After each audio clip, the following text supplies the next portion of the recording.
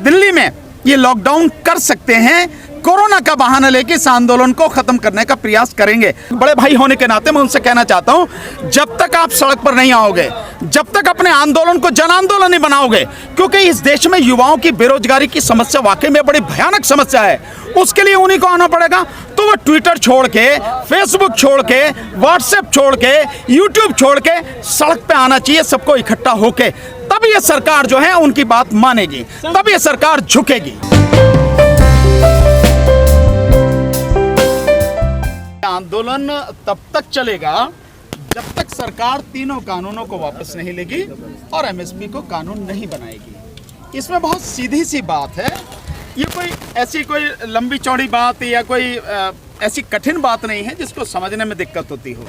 सरकार बेशक सारे हथकंडे अपना रही है, सरकार इस आंदोलन को कमजोर करने की लगातार कोशिश भी कर रही है, और अब एक और कोशिश, एक षड्यंत्र जो है वो भी रचा जा रहा है। हो सकता है उसका इस्तेमाल हो, लेकिन इस बार वो सफल नहीं होगा कि कोरोना के फिर से उसकी जो है संख्या लगातार आप देख रहे हैं, 2-3 दिन से लगातार ये शुरू हुई है कि कोरोना के इतने मरीज आ गए, इतने मर गए, इतने इन्फेक्शन आ गए, इतने मर गए।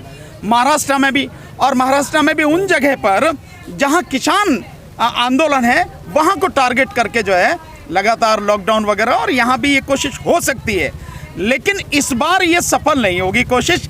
ये आंदोलन जो इसका लक्ष्य है उस लक्ष्य को पूरे किए बिना किसी भी हालत में बंद नहीं होगा। लेकिन वकील साहब, आपको नहीं लगता अब किसानों को भी अपनी रणनीति में थोड़ा बदलाव लाना चाहिए? नहीं तो कर रहे हैं हम रणनीति में बदलाव, आपने देखा नहीं, आपने कवर नहीं किया। देखिए हम जाके जगह जगह जाके जो किसान पंचायत हो रही हैं, और बरनाला की जो किसान पंचायत आपने देखी, मैं समझता हूँ 1.5 लाख के लगभग लोग हैं, उसमें 80,000 महिलाएं हैं। तो ये हमारी रणनीति का बदलाव है, हमारी ये रणनीति का बदलाव है कि गर्मी से कैसे बचा जाए, हम उसकी पूरी व्यवस्था कर रहे हैं, क्योंकि गर्मी आगे पड़ने वाली है। ये हमारी रणनीति है कि गर्मी अब आ रही है, फसल भी पकने वाली है, फसल भी काटी जाए, वो भी घरों में लाई जाए, और साथ साथ आंदोलन भी मजबूत हो, और इसके साथ साथ किसान पंचायत भी चलती रहे। ये हमारी रणनीति का हिस्सा है। मंत्री ने उसका तो काउंटर पॉइंट कर देना कि भीड़ से कानून वापस नहीं। ना वो तो डरा हुआ व्यक्ति कहे ना, जो भीड़ से क्या होगा, मैं कहना दिखाने के लिए कि नहीं हम पे भीड़ से फर्क नहीं पड़ता। अगर भीड़ से फर्क नहीं पड़ता तो पश्चिमी उत्तर प्रदेश में अपने मंत्रियों को क्यों भेज रहे? जो आपके राज्य के मंत्री हैं वो जा रहे हैं उत्तर प्रदेश वाले, और आपके केंद्र के मंत्री जा रहे हैं। अब सारे नेताओं को आप लेके जा रहे हैं, क्यों जा रहे हैं आप? और क्यों आप जब जा रहे हैं तो क्यों लगातार जो गांव के लोग हैं उन्होंने गांव के बाहर ही लिख दिया है कि बीजेपी के नेताओं का इस गांव में आना सख्त मना है।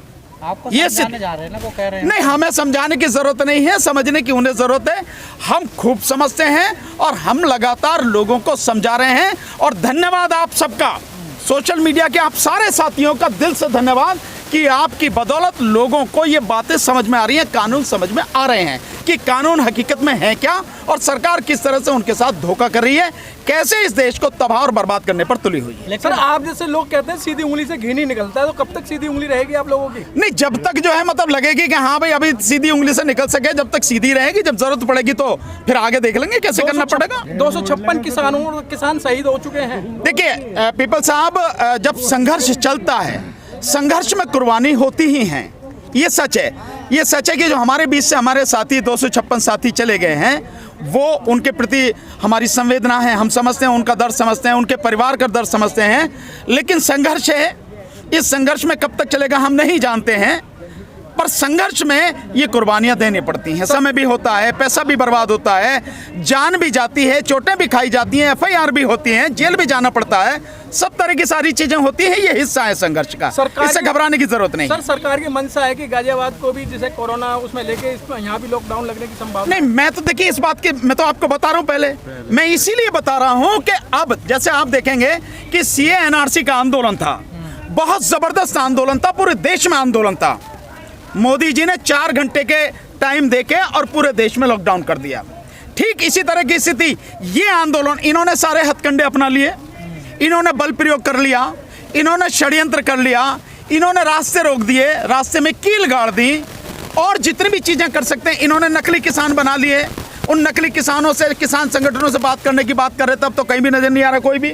तो जितने भी हथकंडे ये अपना सकते थे इन्होंने मुकदमे बना दिए, लोगों को गिरफ्तार भी कर रहे हैं, जेल में भी डाल दिया है, पिटाई भी कर रहे हैं। उस सब के बावजूद भी आंदोलन दिन प्रतिदिन और मजबूत और व्यापक होता चला जा रहा है पूरे देश में। तो सरकार की इन बातों से कोई फर्क नहीं पड़ेगा, जो भी कर ले। और इसीलिए जो ये सब अब जिनसे फर्क नहीं पड़ा, तो अब ये कोरोना का ये नया जो काम है वो कोरोना की वजह से ही, चाहे गाजियाबाद हो सकता है एनसीआर कर दें, गाजियाबाद से काम नहीं चलेगा क्योंकि आंदोलन तो सारा एनसीआर में है।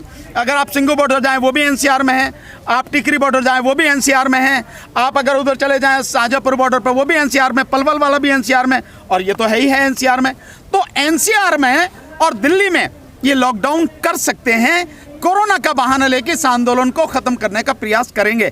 पर मैं आपके माध्यम से सरकार को एक चेतावनी दे रहा हूं कि जो उसने एससी एनआरसी में किया वो अब यहां सफल नहीं होगा, चाहे कितनी भी कोशिश कर लें। हमें मालूम है कि कोरोना असलियत में कुछ नहीं है, केवल सरकारी कोरोना है। और सरकारी कोरोना ये सिर्फ लोगों को तबाह करने के लिए और जो उद्योगपति पूंजीपति हैं उनके लिए नीति बनाने, कानून बनाने, उनको फायदा पहुंचाने के लिए ये सारी चीजें की गई हैं, मेन स्ट्रीम में और कुछ नहीं है। सर, मेन स्ट्रीम मीडिया बार बार ये दिखा रहा है टेंटों में लोग नहीं है और यहाँ जनसंख्या कम है। नहीं, मैं आपसे एक चीज बार बार कहता हूं, मेन स्ट्रीम मीडिया आप हैं कपिल साहब, पीपल साहब आप हैं, ये गजेंद्र हैं, राहुल जी हैं, ये सारे के सारे साथी मेन स्ट्रीम मीडिया आप हैं। आज की तारीख में जिस मीडिया की बात करें वो तो दलाल और गुलाम मीडिया, और उसे अब कोई देखता नहीं है। अगर लोगों को फैक्ट कंफर्म करने होते हैं तो वो सोशल मीडिया को देखता है, उन्हें नहीं देखता। उन्हें जान मालूम है सारी। और जो दिखा रहे हैं कि तंबू, ये तो तंबू कहीं गाड़ के कहीं भी दिखा दो आप, और बाहर से देख के भाई आदमी नहीं देखा, देखो खाली पड़े तंबू, कोई नहीं है इसमें। अंदर जाके देखो ना कि तंबुओं में कितने लोग बैठे हैं, यहाँ आके देखो ना कितने लोग हैं। ये सिर्फ एक उनकी टैक्टिस है जिसमें वो पूरी तरह से फेल हैं, और किसी भी हालत में उनकी ये टैक्टिस सफल नहीं हो सकती। लेकिन वकील साहब, जिस प्रकार से अब सरकार से बातचीत बंद है किसानों की, आपको नहीं लगता कि किसानों में हताशा बढ़ेगी? नहीं, बिल्कुल भी नहीं। किसानों में हताशा एक को भी बता दो, एक किसान में इस बात से कोई हताशा हो। आप सारे के सारे मीडिया के साथी हैं, मैं आपसे रिक्वेस्ट कर रहा हूं, ढूंढ के लेकर आओ, पकड़ के लेकर आओ कि देखो इसमें हताशा है। एक भी किसान साथी में कोई हताशा नहीं है, बल्कि अब वो दुगने जोश से काम कर रहा है, क्योंकि उसे मालूम हो गया है जिस तरह से जो मोदी सरकार के मंत्री हैं, नेता हैं, बीजेपी के नेता हैं, इनके लिए सरकार जो पब्लिक है उसका विरोध लगातार सामने आ रहा है, और आप ही लोग दिखा रहे हो उस सबको। नहीं, बातचीत का रास्ता सरकार को जब खोलना हो खोल ले, हमें कोई दिक्कत नहीं है। और वैसे हकीकत में इसमें बातचीत करने की कोई जरूरत भी नहीं है। कानून वापस लेने हैं, जरा सी देर का काम है, वापस लो, बात खत्म। बात ही क्या करनी है? और अगर बात करने वाली बात है तो सरकार करे, हमने कभी मना नहीं किया बात करने के लिए। सरकार जब करना चाहे करे, इसके लिए हम उसके पास जाएं? नहीं, हम नहीं जाएंगे सरकार के पास में। हमारा फंडा बिल्कुल क्लियर है, हमारा स्टेप बिल्कुल क्लियर है। इस पे अगर बात होती है हम बात करने को तैयार हैं, या बुलाएगी तो हम चले जाएंगे। सरकार भी तो अपने जगह क्लियर है, उन्होंने बोला चाहे कोई दिक्कत नहीं, कोई दिक्कत नहीं, कानून वापस नहीं, बिल्कुल नहीं ले कानून वापस, हम अपने आंदोलन को मजबूत बनाएंगे, कोई दिक्कत नहीं, हमें क्या दिक्कत है। तो ऐसे में जब दोनों एक तरफ अड़े होंगे तो कैसे बीच का हल निकलेगा? बिल्कुल निकलेगा। जिसकी ताकत बढ़ती चली जाएगी, जो व्यापक होता चला जाएगा, जो मजबूत होता चला जाएगा, निश्चित रूप से उसके सामने कमजोर को झुकना ही पड़ेगा। और इस समय सरकार जो है कमजोर है, और आने वाले समय में सरकार और भी कमजोर होगी। इसलिए सरकार को ही अंततः झुकना पड़ेगा, कानून वापस लेने पड़ेंगे। सब ट्विटर पर 3 दिन से ट्रेंडिंग कर रहा है बाकायदा कि मोदी जी रोजगार दो। युवा क्या आप जाग चुका है? नहीं, युवा तो मैं समझता हूँ जब उन्होंने वो मनाया था 17 सितंबर को राष्ट्रीय रोजगार दिवस, तब भी जाग रहा था। लेकिन एक चीज मुझे समझ में नहीं आई कि ये ट्विटर पे क्यों जागता है युवा, ये युवा सड़क पे क्यों नहीं जागता, ये सड़क पे क्यों नहीं भागता, ये मेरी शिकायत है। अगर युवा साथी मेरे से नाराज हों कोई दिक्कत नहीं है, पर मेरी शिकायत है, एक बड़े भाई होने के नाते मैं उनसे कहना चाहता हूं, जब तक आप सड़क पर नहीं आओगे, जब तक अपने आंदोलन को जन आंदोलन नहीं बनाओगे, क्योंकि इस देश में युवाओं की बेरोजगारी की समस्या वाकई में बड़ी भयानक समस्या है, उसके लिए उन्हीं को आना पड़ेगा। तो वो ट्विटर छोड़ के, फेसबुक छोड़ के, व्हाट्सएप छोड़ के, यूट्यूब छोड़ के सड़क पे आना चाहिए सबको इकट्ठा होके, तब ये सरकार जो है उनकी बात मानेगी, तब ये सरकार झुकेगी। यूपी सरकार ने बजट पास किया है, उसमें कल उन्होंने बड़ा बयान दिया है कि हमने यहाँ पे यूपी वालों की आय दोगुना कर दी है। कैसे दोगुना करी है ये नहीं बताया उन्होंने। कहने में क्या होता, मैं ये कहता हूँ कि किसानों की आय 5 गुना हो गई, इससे फर्क क्या पड़ता है? आप बताएंगे कि आंकड़े कैसे होते हैं। मैं आपको एक तरीका बताता हूँ, उससे आप समझ लेना। आपने अच्छी बात छेड़ दी तो एक आंकड़ा आपको दे देता हूँ, एक ही दूंगा मैं, बढ़िया। इस मोदी सरकार के समय में मोदी सरकार पहले ही दिन से कहती आ रही कि हम किसानों की आय दुगनी करेंगे। पहले 5 साल की बात करी, फिर उन्होंने 2022 का टारगेट कर दिया, 2021 चल रहा है। इस 2021 तक किसानों की आय इस मोदी शासनकाल में 35% कम हो गई। मतलब ऐसे समझे आप, अगर 100 रुपए इनकम थी 2014 से पहले, आज की तारीख में वो 65 रुपए हो गई। 35 रुपए कहाँ गए पता नहीं, ये कम हो गई उसकी इनकम। तो आप दुगनी कैसे करेंगे? दूसरा, एक और आंकड़ा बताता हूं आपको। ये सरकार जो है किसानों की आय दुगनी करने के लिए एक फार्मूला अपना रही है कि साल में 6,000 रुपए किसानों के खाते में जा रहे हैं, जो प्रधानमंत्री किसान सम्मान निधि है उसके माध्यम से जो अब तक आंकड़े आए हैं, उस आंकड़े को अगर टोटल आप कैलकुलेट करो, 7 बार 2-2 हजार रुपए भेजे गए हैं किसानों के खाते में। और ये शुरू हुआ है आपके उससे दिसंबर 2018 से, दिसंबर 2018 से मार्च 2019 पहला ये, फिर उसके बाद में 4 महीने का, फिर उसके 4, इस तरह से 7 बार अब तक पैसे डाले जा चुके हैं। शुरू में जो किसानों को दिए गए, करीब 3.5 करोड़ किसानों के ही खाते में वो पैसे गए। और किसान कितने हैं?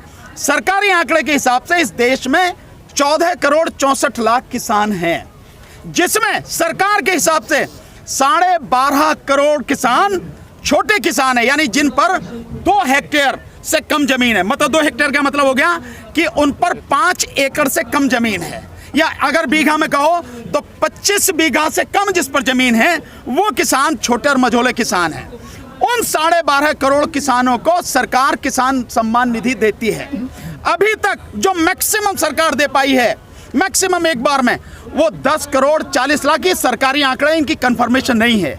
उनमें से कितने लोगों को मिला है पता नहीं है। सरकारी आंकड़े कहते हैं कि 40 लाख लोगों को, इसमें फर्जी जो लोग हैं 40 लाख, उनके पास किसान सम्मान निधि पहुंच गई है। तो अगर सरकारी आंकड़े भी मान लेते हैं 10 करोड़ 40 लाख इन किसानों को मैक्सिमम एक बार में ये पैसे पहुंचे हैं।